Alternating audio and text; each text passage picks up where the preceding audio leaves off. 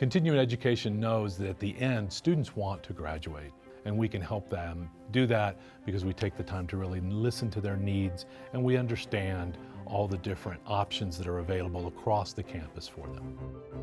We don't take a cookie cutter approach. We realize each student comes with their own story. So whether it's a part-time student looking to complete a degree program or someone just looking for online courses, we're there to connect them to the resources of the university.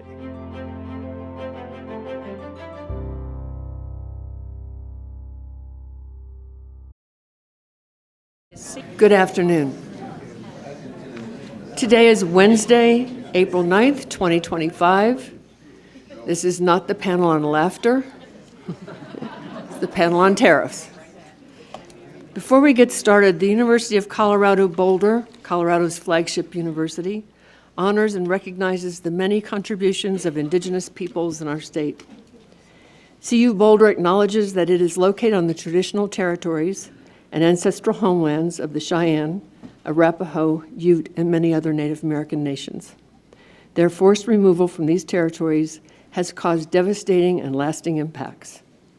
While the University of Colorado Boulder can never undo or rectify the devastation wrought on Indigenous peoples, we commit to improving and enhancing engagement with Indigenous peoples and issues locally and globally.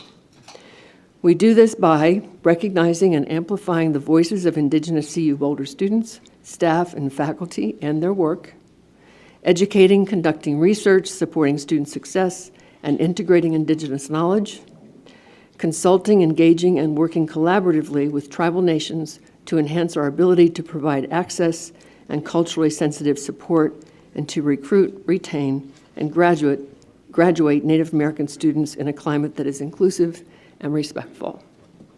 I just want to say I think that those acknowledgments are a good start, but it's only a start. The other thing I'd like to mention is that we want to be sure you get a chance to ask questions. Here's how we're going to handle the Q&A section. We'll reserve the end of the discussion for questions and answers. We're using a note card system to receive questions from the audience. At any time in the session, simply raise your hand to request a note card and a pencil from one of our producers. Please write legibly. If you are a student, please note this in your question on the card. When you finish, raise your hand and hand it to the producer, who will bring it up to me. I urge everyone to please make the questions brief and to the point. And now I'd like to do a brief introduction of each panelist. For more information, you can find their full bios in the Conference on World Affairs schedule and program. This is truly a distinguished panel, and I feel very honored to be asked to moderate it. What do I know about tariffs? I know who to ask. And I know who to listen to. Can you hear that? Maybe bring the mic a little closer. Yeah, but it's kind of stuck there. This is the problem that this isn't well set up. It's kind of stuck there, but I'll lean into it. Okay. We have people from the world of business, of finance, of banking, of politics, practitioners, policymakers, a real variety of not only experiences and qualifications, but I believe points of view. So it should be very interesting. Some things you won't find in their bios are, you'll find something of at least John's athletic accomplishments, because he's been inducted into the CU Hall of Fame, Athletic Hall of Fame, as a skiing a racing skier, and you wouldn't know that Heather has 2 racing skier offspring. Rebecca, I'm sorry. I do. I said, no, you don't have her offspring. Okay. Correct. I have an awesome offspring, but he is not a racing skier. And she has hiked some of the Appalachian Trail. Anyone that was in my panel yesterday, you know, I got a little bit different bio than the real one, so, but I have hiked 30 miles of it. And those degrees of separation on this panel are very few, because I found that we have a common, very good friend in the form of our former Deputy Ambassador to the United Nations, who now works with Pivotal Ventures, as one of your people you're following. And that's Heather and I have that connection, so I really appreciated that. I think I'm just going to throw a kind of global question out there. We won't have any lack of discussion or interesting questions, I'm sure. But if each panelist could address the question of, now that the United States seems to be pulling back, although 6 minutes ago we paused the tariffs. You have to keep your eyes on your phones here, but keep them off, but keep your eyes on the news. This is going to reshuffle the way that developing and developed countries, China, which is now ready not to be an infant industry country anymore, it's going to reshuffle leadership, trade relationships, who's up, who's down. And I want to know how our panelists feel about how that's going to play out. We've had a liberal international economic order for 60, 70 years, and it looks like this is a point of change at least. So I'll start with Heather. Thanks, and it's great to be here, and who knows, with any luck we can turn this into the laughter panel.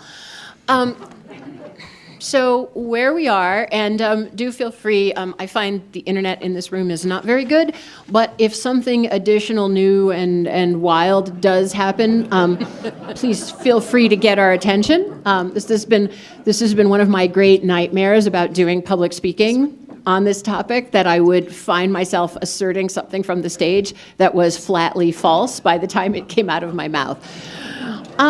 So having said that, where do I think we are? Well, I think the number one point, Franke, you just made is that all of the assumptions about how the global trading system operates and that the U.S. is functionally the guarantor of the global trading system, those are gone as of last Wednesday, and what happened today doesn't bring them back. The assumption that the U.S. saw itself as committed, often imperfectly and less committed in recent years, but still committed to and still benefiting from a rules-based trading system, is no longer the case. You can replace that with the assumption that the U.S. sees it as more to its benefit to be able to pressure, bully, negotiate, whichever word you want to use, start a trade war in the case of China with other countries. So that's a huge change that we're going to see the ripples of for years.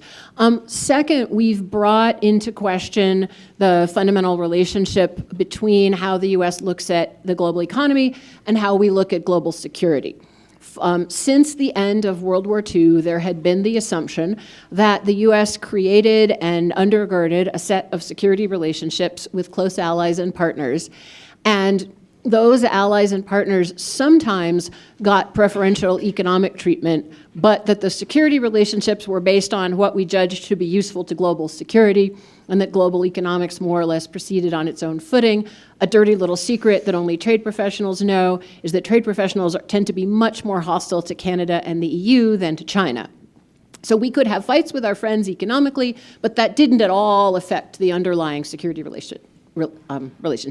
Now, the new reality is that this administration seeks to drive forward first what is economically good for the United States, and then reorder both our security relationships and our willingness to undergird the global economic system. So that's also a huge seismic change that it's going to take a while to process. My third point, which is maybe the most important, but I left it till the end because my two co-panelists are going to be able to talk about it with much more granularity than me. We've really upset any notion of stability that you have as a worker or a business owner or an importer or an exporter in the United States. What is the economy going to look like 6 months from now? What are tariffs going to look like 2 years from now? So for a set of policies whose stated goal was to, or one of whose many stated goals, we can come back to that later, whose stated goal was to encourage manufacturing in the United States and to bring back jobs or create new well-paying manufacturing jobs in the United States, we're instead left with an incredibly, I can't tell you what the tariff rate's going to be up here 2 years from now. I don't think either of them can either, although I'm prepared to be surprised. So if I'm an investor, I don't know, maybe I just want to get my money and my factory out of the U.S. supply chain altogether. And that is exactly the opposite of what these tariffs stated goal was. And whether you are someone who thinks as I do, that tariffs can be a useful tool in developing or safeguarding certain kinds of manufacturing, or you're someone who thinks that's always a terrible idea, we've certainly cut out from under ourselves some of the tools that we could have had to think strategically about our manufacturing industry. Thank you. Rebekah?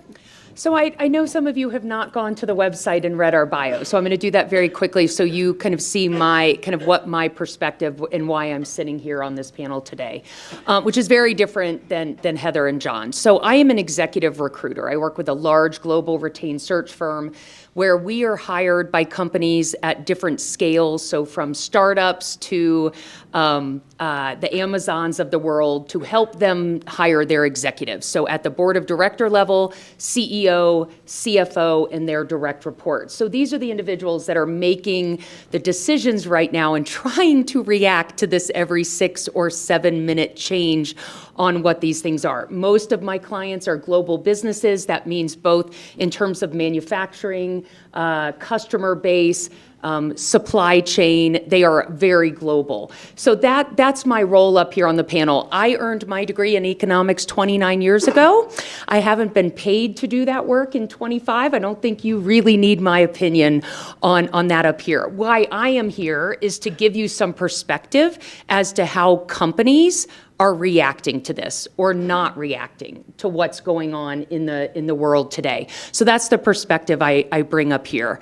What I would tell you, kind of the main theme of what I've heard, and we'll go into more detail, and I'm really interested in your questions. The main theme I would say actually comes, Heather led into it beautifully, is that thank you, without even trying, most of my clients, whatever the decision may be, now, personally, they are going to have opinions about it, similar to you, similar to me.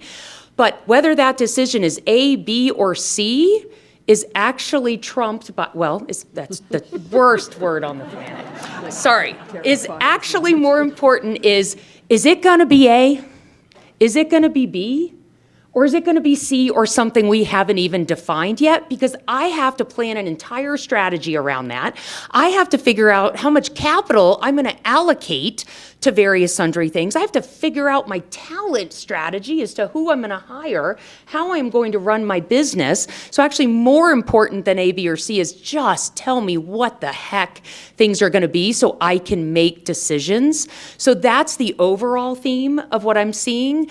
But that will be kind of my perspective up here today, is to kind of help you understand how companies are making these decisions and reacting to the news of the world. Thank you. And John. that passes over to me. My name is John Skajem.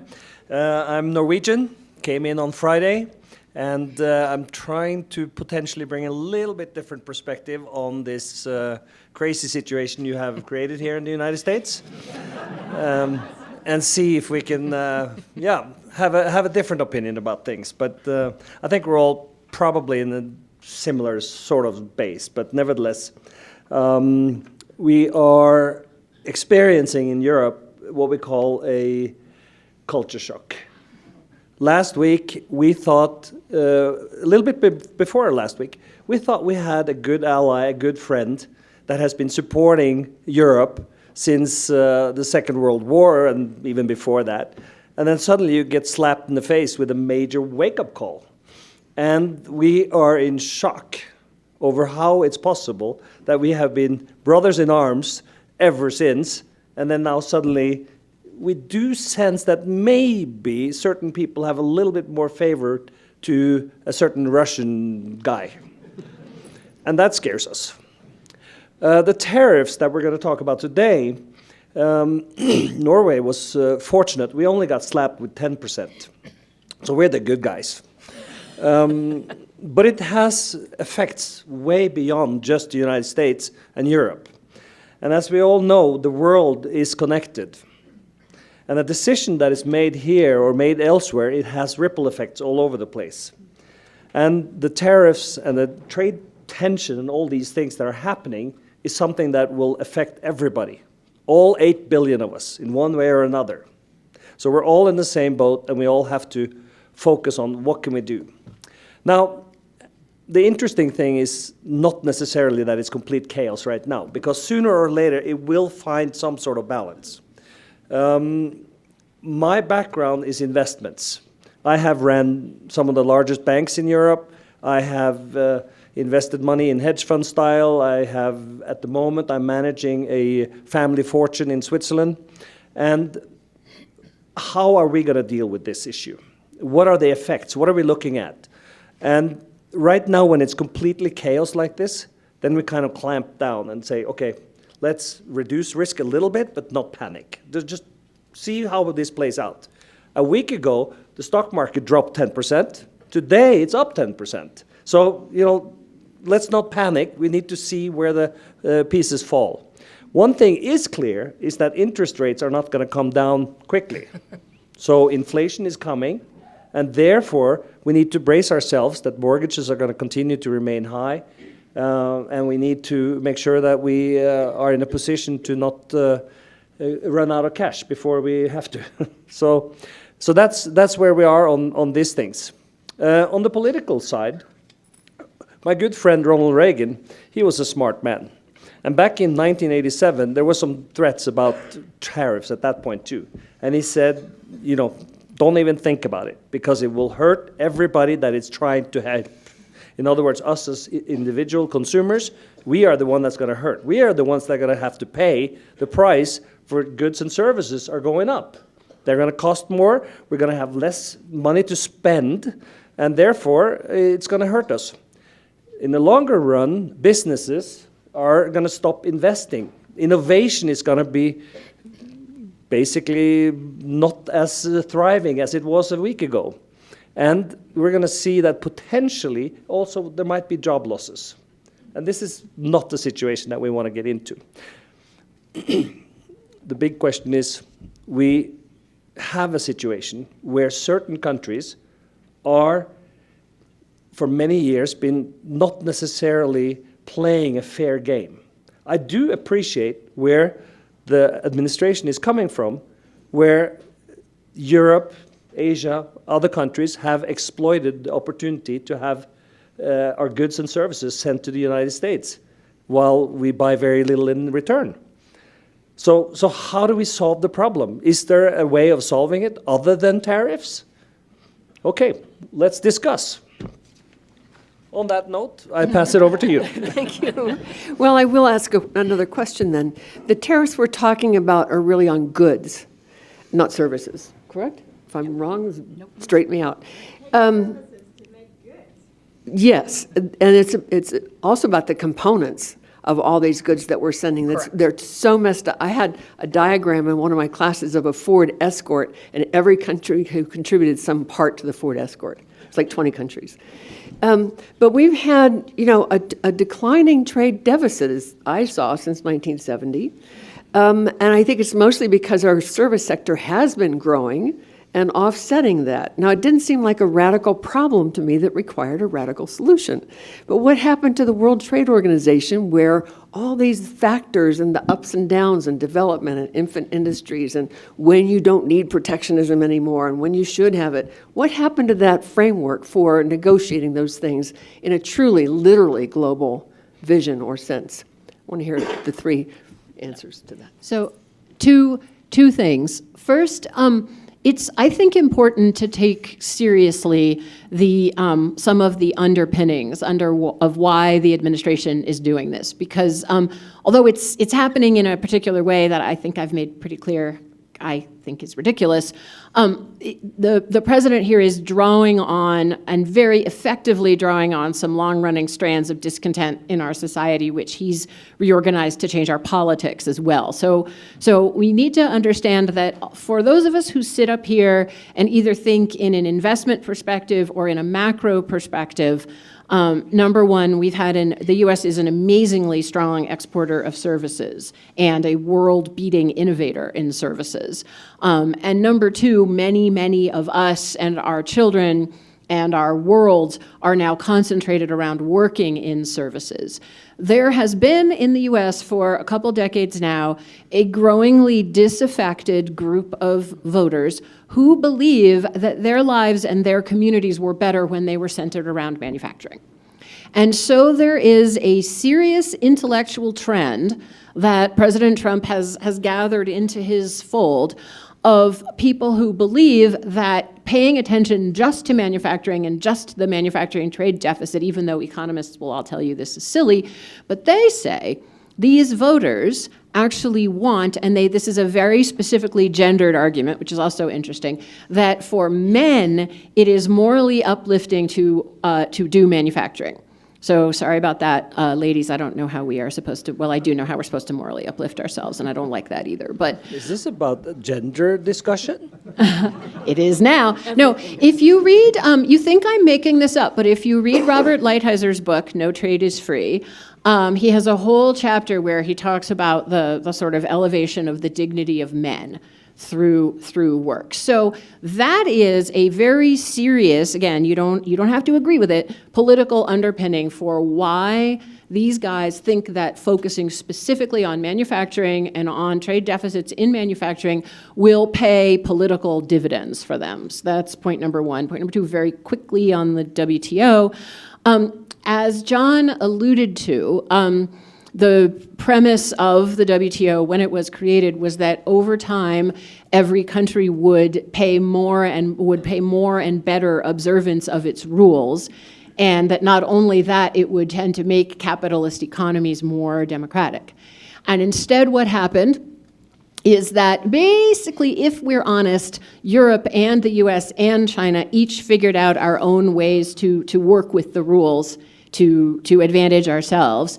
And Beijing in particular came to the conclusion that it needed to export just enormous amounts of goods because of the number of workers that they add to their workforce every year that they have to have jobs for. And they made the choice to subsidize their manufacturing and to dishonestly acquire intellectual property to boost their manufacturing in ways that violated both the spirit and the letter of the WTO. And that led some of the same folks I was just talking about in the US to say, you know, not only are we mad at Beijing and not only do we want to do things to counter them, but the whole institution of the WTO, because it makes all its decisions by consensus, so if we say, China, you're bad, and China says, Washington, you're bad, then we can't make any decisions, we can't move forward on anything. So the WTO has been functionally blocked for a long time. Things that were done in the first Trump administration contributed further to that blocking. The Biden administration opted not to move away from them for political reasons I think I've already made clear. And so we are where we are, and that institution was clearly blockaded even before this happened.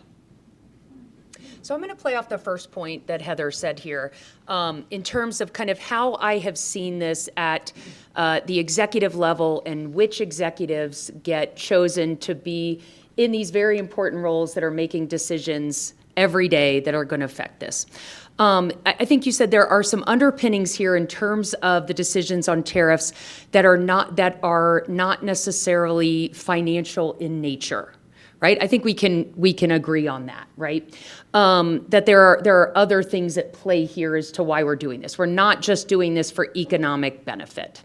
So when I started in search, I've been in it about 20 years. I would say for the first 14 or 15 years that I was hiring executives, there was a very strong line between you as the person and you, Susan, as the CEO. I went very little, and my clients went very little into the person, Susan. How does Susan vote? Where does Susan donate money? Does Susan have children? Is Susan married?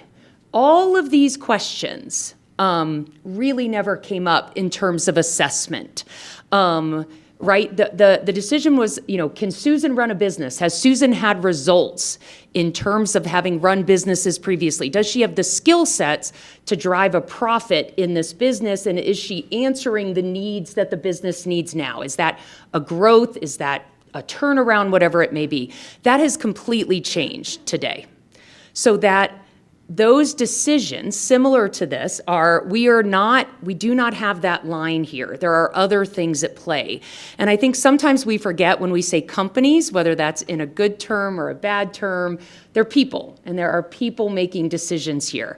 So as companies are trying to react to everything that's happening here and the questions you just asked, them as people, and also your expectations and their employees' expectations of those people is to have opinions on all of this. They want to know where you stand, right? You said coming up here, I'm going to open it up and you guys can give where you are, what are your thoughts on the tariffs, things like that. Previously in my career, that was never expected in a town hall, right? What's our profit? There are other underpinnings now that are important here for people that are reacting to this. They want to know your opinions on all of this. So all of my clients right now are not just trying to figure out how the heck are we going to react to this, but when they have their town hall next Friday, guess what? Susan's going to be asked what she thinks about tariffs. Right? So there are other things at play that I think previously, right, it was a much simpler equation than it is now. And there are very different expectations here. So I think that's how I see it from my side. And maybe before, John, don't forget, if you have a question, just raise your hand and someone will bring around a card for it, because we want your questions. I would like to get back to my home turf, and that's Europe. As I mentioned, we got a wake-up call. And for many, it was a shock. But in one way, it was also a good shock, because we have been, like many other, been dependent on the United States as the world leader. And now Trump has put the agenda saying, let's start playing fair. And I just want to mention a few things that might be a little bit of a sensitive issue. But let's take U.S. aid. He just shut the whole thing down. Okay, it's hurt a lot of people. But if you look at how much money United States have been paying versus, for example, Norway or other European countries which are in a, call it, similar situation. We're all developed nations with good economies and democratic systems. U.S. has been flipping the bill, and now we have to step up and start paying our due based on our situation, because we all are agreed that we need to support the people that need support. But why should the U.S. pay everything?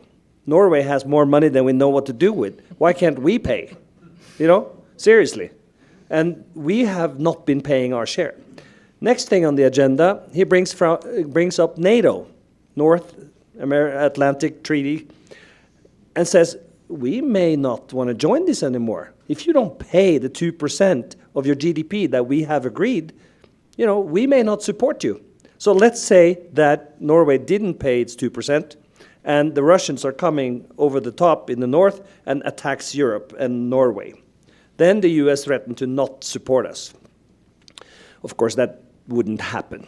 But it's because the Norwegian Ski Patrol, the Norwegian Ski Patrol is not going to let that happen. You might be held to that. But we were paying 0.5% of GDP. The treaty says we're going to pay 2%. All the European countries have been underpaying. U.S. has been fulfilling its obligation all the time. So we got basically the decision, okay, you guys got to start paying. And we have now all European countries have said, oh yeah, of course we're going to pay. But it's kind of scary that it has to be a threat that we have to step up to the plate. But nevertheless, these are just some examples on how Europe is now going to have to start being the one that we're supposed to be and play fair with our partners in the United States. So Europe got a wake-up call, and the bureaucrats in Brussels that have been bureaucrats and creating government bureaucracy are now scared, and they need to come up with solutions in order to be progressive and move forward. Thank you. Thank you. Thanks, John. We have am I on? We have a student question. It's for Rebekah. And it is, what lessons did your clients and or companies learn in life that will potentially help them during this time of uncertainty and tariffs? That's a good question. Yes, excellent. And if you want to react. No, I'm good. If John and Heather want to react, they can do that too. Yes. I would say there are a few themes. COVID was a big wake-up call for every single one of my clients, right? They were facing something overnight that they had never experienced before. So the bulk of my clients, just so you know where my answers are coming from, are manufacturers. So I work primarily within industrial businesses that make things through a process manufacturing process. So biochemicals, chemicals, paper and packaging, highly engineered materials, specialty chemicals, things along those lines is where I spend the bulk of my time. So, man, you could have not found companies that were more prepared to do this. They are chock full of engineers. They were ready within like an hour. They had a game plan as to how this was going to be handled. I was incredibly impressed with my client base as to how this came and how quickly they reacted, how agile they were, how creative they were. And this went on for a few years. A few lessons that they learned that I think they will also be utilizing and leveraging here is one is when you, are you the one that said when you looked at the Toyota? Ford. Ford. Escort, yeah. When you looked at that, how many things come in to making that product, right? So you look at the coating that is on here, that's on this bottle. Just that alone, where everything comes from to make that will blow your mind. Right, so they, I think, knew this at some level, but they broke it down. What are we sourcing from where? The one thing I think they learned here is that they had a single source for so many things that go into this, one source. They've created a great relationship with that company. It's worked really well. But you know what? That company wasn't agile. It wasn't able to move. It wasn't able to move as quickly. And for them to try to source this one tiny product that takes up 5% of that, it stopped them in their tracks. So that single source and dependency on materials, ingredients, things like that. I think they have gotten so whichever student asked this, I love it. I think they've gotten so much savvier and more sophisticated in terms of where they are sourcing things. So, and that will absolutely help them today with what they're facing.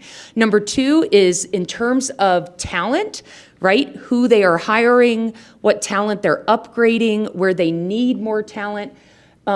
I don't think I ever have talked to anyone that said, I want to go into supply chain. Have any of you grown up thinking, you know what, when I get old, I'm going to be the head of supply chain for Target, whatever it may be. Did any of you do that? Absolutely not. My 20-year-old daughter, who is in the finance school at Cal Poly, she has a supply chain internship at Ball Corporation. It was the most sought after internship this summer at the company. Number two, my daughter who's graduating is a chemical engineer this year. She's looking at two different ones, the commercial side and supply chain. These are the sought after roles now. This is where talent has been going. This is where your lead executives that you think stand a chance to be your CEO, they're looking at supply chain. They're putting talent in supply chain. I hope you can tell from my voice how big a change this is since I have seen this previously in my career. This will also help them with everything that they're facing now, right? So this product that cost me 5 cents per this is now gonna cost me 50 cents per this. They have thought of this previously. They have that muscle memory. They have a lot of this. Those are the two things that I would say they've used and really strengthened during COVID that will help them at this time. Great question and great answer. And John and Heather, if you have anything you'd like to add. The one thing I'll add to that is that when we took office in the Biden administration at the end of COVID and realized that we needed to do some things to give some signals to supply chains, we were desperate for talent that knew something about supply chains and wanted to work in government. So to the student who asked the question, there's also a fabulous policy role for supply chain expertise. I like the sales pitches we're doing up here. Small little comment, and that is supply chain is wonderful, but if there's no supply in the other end, how are you going to get the chain going? That is You know. also Got to bring us down. Well, I just realized that China controls 90% of all the rare earth on this planet. And that's, we call that planning. They've been working on this for 30 years while we were sleeping. They have exploited all the developing countries and, basically gotten control of it. They have monopoly on all the things that we need to put into modern products. So there goes your supply chain. Well, your audience is anticipating your questions and vice versa, so let's move on with some of the other questions. The question is, why not big incentives to encourage and stimulate bringing industry home here? And I would say, what other tools are there besides tariffs is really part of that question. What kind of incentives? So this is where I've been really good this whole time, and I have not done many sort of commercials for how wonderful the Biden administration was, but thank you, whoever pitched me that softball. Because you will recall that in 2 years, President Biden and a Democratic Congress passed the CHIPS Act, the Inflation Reduction Act, and a couple of others that my colleagues would really yell at me that I'm not coming up with the names of right off my bat, but we made unprecedented investments in U.S. manufacturing, in supply chain, in critical minerals, in batteries, in the technologies that are going to drive, by the way, a clean and climate-friendly, job-filled future. So it was possible for an administration that was determined and controlled Congress to make those kinds of big investments that you're now seeing. Unfortunately, there is a bit of a delay in how long it takes things to happen, but that you are now seeing factories opening and supply chains moving and investment changing. Now, I look at this administration, obviously I'm a Democrat, but they control an awful lot right now. And so if they were interested in making similar kinds of investments, they could very easily do it. So, go ahead. See, laughter panel, thank So, you. so I'm going to ask you to put yourself in the chair of one. So last year, Heidrick & Struggles, my company, placed the CEO at 3M. So I want you to put yourself in that chair. You are making decisions of 3M, which is a large global business. So you are deciding where to put a lot of money, a lot of capital. Where are you going to place your bets? Where are you going to make very capital-heavy decisions, right? So that's a big part of what you are deciding here. So you have some incentives given to you by an administration, right, that has been elected and has been chosen here. So they are going to give you that. And you know in 4 years there's going to be another one, okay? Right? Right? How are you going to make that decision, right? Like, are you going to invest a bunch of capital to bring things here when you know that's coming? I think sometimes people forget that. So why not, give a bunch of things to get, to, what did you say? They said to encourage and stimulate, to bring industry here. Right? I think we all know how that works economically. There are some challenges to that to start. But number two, in 3.5 years, you're going to have a completely different answer. And right now, you're going to have a different answer in 7 minutes, actually. So again, I think sometimes we forget that these companies are people and they are making these decisions, and this is what they are. So I would say that's my answer to kind of why that isn't necessarily a magic pill. From my perspective, I think the initiatives that came a few years ago where industry was bringing home the business to the United States, I think that has been a good move, and I think it will continue. The concept of cheap labor isn't necessarily so important anymore, because now you have technology that have allowed robots to do the work. You have everything is just happening with technology rather than humans that are doing all the little things. So bringing home industry to the United States, I think is very relevant, and I think that can be a big part of the recurrence of the power. The problem will again be the raw material that you have to put into the process, and we have all probably been sleeping a little bit on our guard, where we haven't been focusing on developing enough of these new materials. We in Norway, we are one of the largest producers of oil and gas, fortunately, and that's our card in life. And the interesting thing is that people want to stop producing oil and gas, but look around you, 60-70% of everything we have is made out of some sort of oil and gas product. Whether it's plastic or in your household, whatever it is. You can't just stop producing oil and gas. But we need all these other materials as well. So I think all in all, it will be interesting times, and yeah, what can I say? I hope we invest smart in the future. So, yeah. So thank you all. This is a question I actually had a little bit more varied form. But will these tariffs, Trump's tariffs on goods, cause Europe to realign itself toward China? Will China fill the void that we're leaving? Anybody? Start with John. on that one. I think Europe is very much in hand with the United States on this. We just have a little discrepancy right now, but give it a few weeks, we'll be on the same page again. We are not as aware of the threat that we're getting from Asia. We have been a little, I just say, naive in these things. But just look at simple things like pollution. We're all very concerned about pollution and the environment. Now, every month, China is building 10 power plants based on coal. I mean, here they're puking out CO2 and whatever else comes out of those pipes, while we are worried about the small little plastic thing is gonna, it's just disproportionate. And they produce things cheaper because they don't care. And we need to basically stand together to change these things. I'm not the right person to field this question. I truly.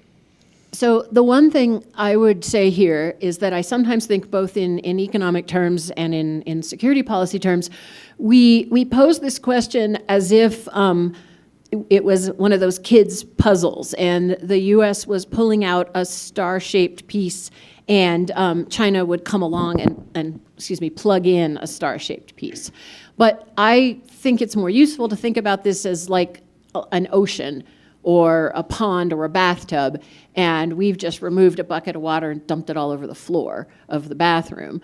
And what are other actors, what is Beijing going to come along and do with the bathtub? But there's no guarantee that what goes back in, if I can just wander happily among my metaphors, it's not going to be a star-shaped piece. We've just really kicked down a system that was built in our image. And so where other governments chiefly, but not only China, choose to assert themselves, it's going to create something that's more in their image. And so it's not going to be the same thing. And so that's my one flag. And I'm maybe mildly less optimistic than John about Europe's ability to come together and move strongly in one direction. Thank you. We have a question that also was about China and the U.S., but a follow-up too, which is whatever changes take place as a result of these tariffs and whatever shuffling in the world order occurs, will it or can it go back to normal, which I guess means pre-shuffle, conditions later? And I had just looked up something similar the other day about corrections in the market and when it's no longer a correction, when it's a recession and so on, right? And the question came up, after a recession, if that's where we're headed, how long does it take to recover? So it's kind of the same thing. Can we recover politically and economically? Can we go back to ground zero where we were 4 months ago? My answer is no, we're not going back there. This is fundamentally changing things. So I think one of the things that I really like to drive home here is how fast companies can react to new data and new things happening. So yesterday, within like 2 days of a decision being made, so every client I've been on the phone with or on Zoom with, I'm like, hey, I'm on a panel about tariffs. Like, number one, wish me luck. Number two, what are you thinking? Like, how are you getting your data? So I had a client send me, so they have a consulting company that primarily with energy companies, for the most part, has a monthly call where they give you kind of their consultants in economics of where they see the market going, things like this. So they got on. He had two of his team members within an hour of that call send him an email, and he sent this to me with an NDA. And so this is like within 24 hours, he had in his inbox macroeconomic concerns for us, and this is for one company. 5 things and different options of what we can do. Number 2, power and renewables are going to be in particular here, that we need to think about these 4 other things that traditional E&P oil and gas companies don't need to think about. Number 4, if you are a traditional E&P company, I read this thing and I was like, this was within 24 hours of a decision where they had tremendous data in front of them to be able to make decisions. Like, the companies are going to move with these decisions. This is not going to be about going back. I think Heather and John can certainly speak to, I would say, politically, how we are not going back to these are fundamental shifts, but also understand how fast business is moving to answer to these things. It's unlike, I think, sometimes we can even process. John? I have nothing to add. Nothing to add? I think it stands for itself. Well, hello.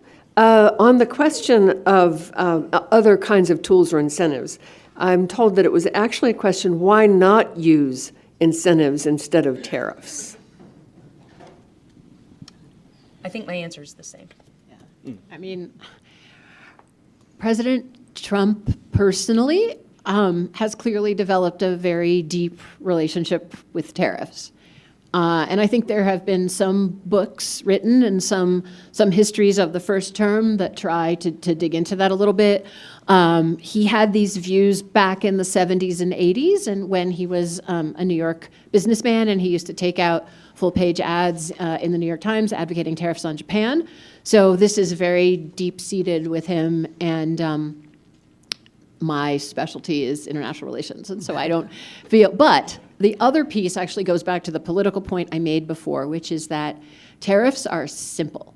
If we sat up here and tried to explain to you how the CHIPS Act came together and all the policy and political and regulatory questions that made it look the way it does or made it be implemented the way it is, the hour would be over and you'd all be asleep, or half of you would. Whereas a tariff, we have a whole panel on it and the room is full. So one of the reasons that tariffs get used is that they're a simple, easily available tool, and although this is legally debatable because you all are students of the Constitution and you know who does the Constitution say makes tariffs? Congress. However, in recent years, Congress has ceded a lot of that power to the executive branch, and they're an area where a president can move, as we've seen, quite quickly. So that's why. Thank you. I'm going to combine a few questions here. The first one was, are tariffs, are trade deficits good or bad? Small question. Are there historical examples of aggressive tariffs that were successful economically?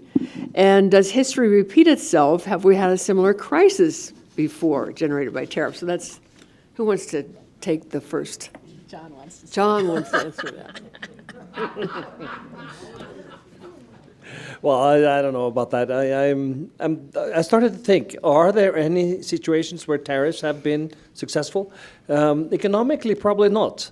But there are, as Heather was indicating in her opening remarks, there are other reasons why you may, from time to time, have tariffs. If I can then use my home country, Norway, we are a country of mountains and very little agricultural land. So we treasure the farmers because we don't have much of them. And we say that we want to be self-sustainable for food. So how do you manage to be a farmer in a country full of rocks without protection? It's just not possible. So our farms are very small, the soil is very unproductive. So we have tariffs on importing of dairy products, meat products, all these things, in order to have a proper farming and being self-sustainable on the food side. It's not economically smart, but it's a part of being prepared for crisis if something happens. So there are other benefits that could come from tariffs, but not economically. I think importantly we should think about why tariffs get a reaction from us versus other things, right? Why do people grab on to this versus other policies, right? And I think people have tried really hard to make tariffs simple. In a simple and to feel really good about them, right? What did you say, Heather? Like, if we were to walk you through the actual act on how all of this took, man, we'd be here in, a couple hours in. Somehow people think they are experts on tariffs in like 5 minutes. And they have a really passionate view about them, right? Somehow with tariffs, and I don't know the answer as to why, but it has been tried to be simplified, and we have this very guttural reaction to them versus other things, and people feel really like an expert on them versus others. I think there is something in that as to why they are used. So first, I just have to say that if any of the several hundred super talented tariff experts that I managed at the U.S. Trade Representative's office ever watch this, they will listen to what you just said and be screaming, yeah, yeah, and Heather's not really an expert. So just a moment to shout out to our extremely talented government officials who spent their entire professional lives doing this work. I mean, so just to stress, though, the point that John made about how Norway chooses to use tariffs, that all over the world. Japan protects its rice farmers the same way because culturally the idea of Japan growing Japanese rice is incredibly important. India takes the attitude that it should be able to grow enough of its own food to feed its own people during a famine and has protections of its agriculture and some of its other industries that everyone else in the world hates. But if you are India and part of your colonial history includes famines that were deliberately caused by the colonial power, then you feel really strongly about that. Another reason that governments use tariffs, including our own, is for security reasons. So, for example, if you think that you are potentially going to have a security crisis or a war with China, you want to make your own chips that go in the weapons, but also you want to be able to make enough steel and aluminum to make the tanks. So why are steel tariffs so incredibly popular? Because steel, like oil, goes into just about everything, including our security establishment. So there's actually lots of reasons that a government says, actually, although we're out there with all the rhetoric about how great free trade is, and I gotta say, nobody is more down with the free trade rhetoric than the Norwegians, but it turns out that even the Norwegians have some things that they don't actually like free trade for. So that's an answer. And then just on the history question super quickly, for all of you who are aficionados of American history or of the musical Hamilton, what are Hamilton and Jefferson fighting about? What was the Stamp Act? What was it about the tea that caused it to get thrown overboard? Tariffs are deeply interwoven with the history of our country in really interesting ways, and that's even before you get to the period before World War I and in between World War I and World War II, where countries were using their economic and military tools in a very integrated way that led to some very unfortunate consequences. Thank you. This question is so good. It's from a student. And it's so right on to the discussion that you're having right now. I want to hear your reaction to it. When tariff math was shared by the current administration, it was quickly figured out and publicized by people on Twitter, which I think he meant X and TikTok or something like that, or Truth Social, I don't know. Does that oversimplification hurt our credibility internationally? And you can talk about the international business community, the political community, and the European community, or however you want to approach that. Has this simplification hurt our reputation internationally? I'll say something quick to start off, which is that I know my former colleagues at USTR are not the ones who came up with that peculiar equation. Of course not. But I mean, yes, of course it does. And, it's agonizing to talk to my former foreign counterparts, who we all respected each other's ability to negotiate toughly with each other for the benefit of our country, but we also had a lot of respect for each other as professionals. And I just get these kind of pitying, are you okay? Emails, which is deeply embarrassing. I'll just leave it at that. I would agree that I think it's damaging. And I think there's been a lot of samples in the last few weeks where the administration has shown lack of seriousness to the matters, with leakage of communication over these platforms about we're going to attack other countries this weekend, you know? I mean, where does this come from? It's absolutely crazy. And I think it leaves a message out there that they're kind of playing games. They're not serious about protocol. And yesterday we had a leak that Trump was going to back down on the tariffs for 90 days. It was leaked yesterday.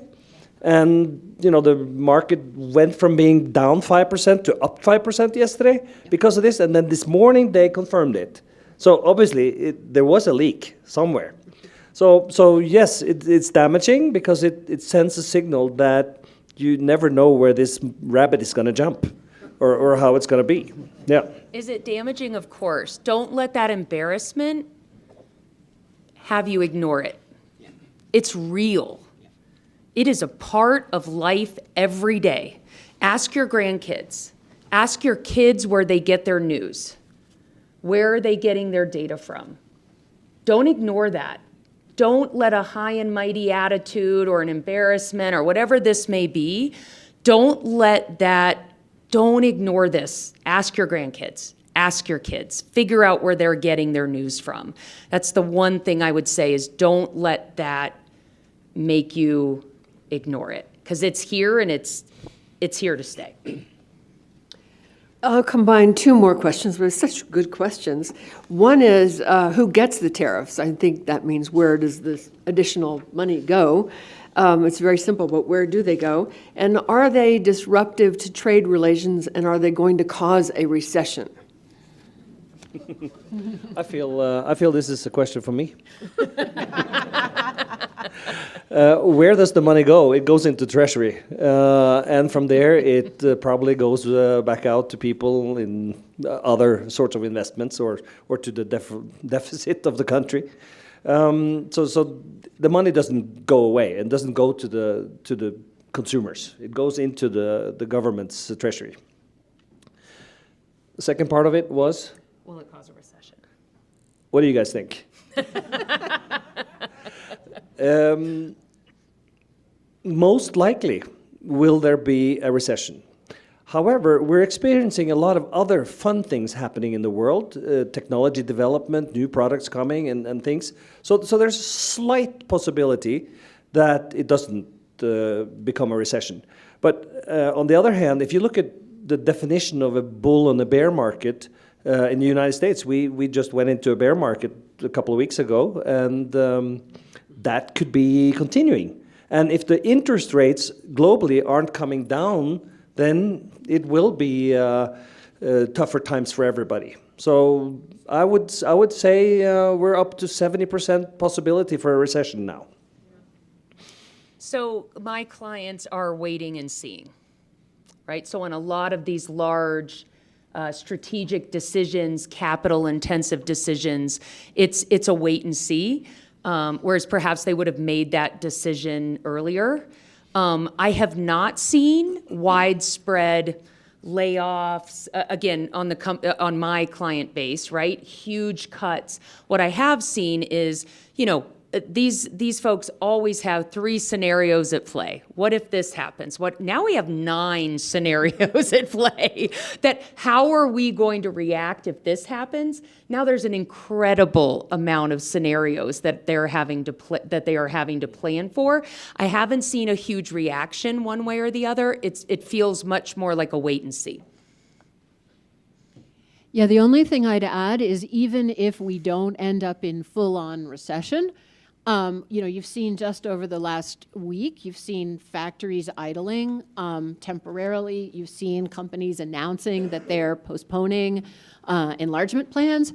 So if you think of a growth curve, and whatever growth curve we're going to get, it's lower than the growth curve that we were going to get before last Wednesday.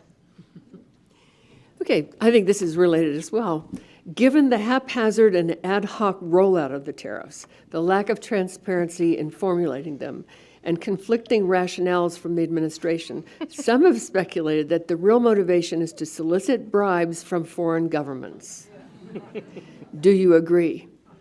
or not? And if so, why or why not? I just have to- So Again, my clients just want to know if it's A, B, or C, people. That's where, just tell us. Is it A, B, or C? So that's my Rides or answer. not? So I have to say, this is one where I think that opponents of President Trump are overly fixated on this question. So on the one hand, anytime you are engaging the government in this way, you are creating opportunities, not just with foreign governments, but also with U.S. and foreign companies asking for exceptions. So there's no question that you are, by creating these kinds of policies, you are creating opportunities for malfeasance at various levels. However, if you go to that place, then that allows you to ignore the very real political and economic signals that the administration is taking advantage of and responding to. And the more you say, oh, it's just graft, the fundamentals of the economy were fine and our politics were fine, then you are ignoring the people who really, really vibe with the idea of having my manufacturing job back, which would allow me on one income to support a family. And you're leaving them out of your equation, and your politics aren't going to be successful in the long term. You're also ignoring the problems that John brought up between the US and China, and you're not figuring out what's a serious response to that. So I really encourage you, however angry you want to get about real or imagined corruption, don't let that allow you to also not think about what are the political and economic fissures that are being taken advantage of here. All right, I'm going to, Can I Oh, say a few words? I don't think that's his motivation. He's a narcissistic, what do you call it, narcissistic? So he feeds off of other things. He likes the attention. He wants to feel that he is the guy who rules the world, and he can say and do whatever he wants. And the corruption, that's not his game at this point. I just had a very interesting panel that I was on first thing yesterday morning. It had to do with the oligarchs. And all of the oligarchs, they are protected by the guy on top. Whether it's Putin in Russia or Xi in China, they all have to pay their dues to the system to have the protection and to be able to allow to continue to exploit the system. Now, I'm not suggesting anything, but there are some people that thought there are some oligarchs in this country too. They were sitting on the second row behind the president at the inauguration in the Congress. Are we still on TV? so another combination, basic question, probably lots of people would like to hear your take on this. Why do trade deficits persist, and don't they ultimately need to balance? And the second, I think related, because we've kind of turned this over, I thought the business community controlled the U.S. political system. What happened? The internet happened. I don't think I am the key person to answer this. But to answer kind of the funny question on the second part of that, it is a different world to be an executive right now. Your younger generation employees, when they see things that they think are not right, whether that be in the company, with the customers, with the world, if you are not making the right decisions, you're going to hear about it. And you're going to not just hear about it internally in the hallways, you're going to have somebody posting on everything about this. It is a brand new world in terms of being an executive. And so I think sometimes we forget all that is required in folks that are making these really kind of important decisions. So yes, of course, corporations are going to be, advocating, but understand they are trying to balance, their executives are trying to balance all of this as well, not just externally, but now internally as well, because consequences and everything comes out so quickly. Quick thing about the trade deficit. It doesn't solve itself. it is a serious problem. And U.S. has now so much debt that it's just out of control. How do you get there? You get there, just consider it simple. If you have salary of $100 a month and you spend $130, you get into debt. You owe 30. And then the next month, you owe another 30, and then another 30. So in other words, the U.S., put it simply, they have spent more money than they've been able to produce of goods and services. So the deficit will just continue to grow. And that's why the U.S. have such a deficit to, for example, China, because you're buying much more from them, consuming it, than they are buying from you, and vice versa. And this is a global thing. But if you just take it down to your own little pocketbook, it's the same. It's just much bigger. So there's one other point here that's important if you all will bear with a little economics for a minute. So if you remember, the 1 or 2 econ classes you took in college, right? It explained you have to balance what you sell and what you buy, and eventually the market comes for you if you don't. But the U.S. is actually not in the situation of the country that was described in your economics textbook, because the U.S. dollar is what we call the global reserve currency, which is that everybody else in most places all over the world, although less than it used to be, importantly, is pricing their transactions in dollars. And they viewed the U.S. and the U.S. Treasury as the safest place in the world to put money. So that being the case, everybody else in the world needs dollars. And what are ways you can get dollars? Well, one of the ways you can get dollars is to give us stuff, and we give you dollars. So where another country would have run off the edge of the cliff a long time ago with the spending habits that John just described, the fact that the rest of the world trusts our markets and our management of the dollar, or trusted, to be the reserve currency has meant that we actually not only could, but sort of needed to run a trade deficit so that other countries could get hold of lots of dollars. Now, traditionally, establishment economists have said this is an unalloyed good and Americans should be so happy. This is really awesome for us. Another set of voices, and again, it's a serious intellectual point, whatever you think of it, says A, it actually isn't good because we would be better off if we manufactured more stuff for the reasons that I mentioned earlier, or B, it isn't good because there's this feeling that somehow we're being taken advantage of, and that it's not actually to our advantage to be able to manage and stick our fingers into the rest of the world's economies the way we can. So the fact that as part of the post-World War II economic arrangements, the US dollar has been the world's reserve currency for so long, enables us to consume more than we produce in a way that's really never been seen in human history. And people debate whether that's sustainable, for how long it's sustainable. And there's going to be another we're not going to see it this week or next week, but a whole lot of countries that up until now have said, what could possibly be better than the US dollar, are now looking around and saying, oh my gosh, we have to have another option. And that will be really painful for the reasons that John laid out. And who's the largest holder of US debt? Exactly. So we have just enough time to thank our panelists and our audience for the questions. They've been incredible.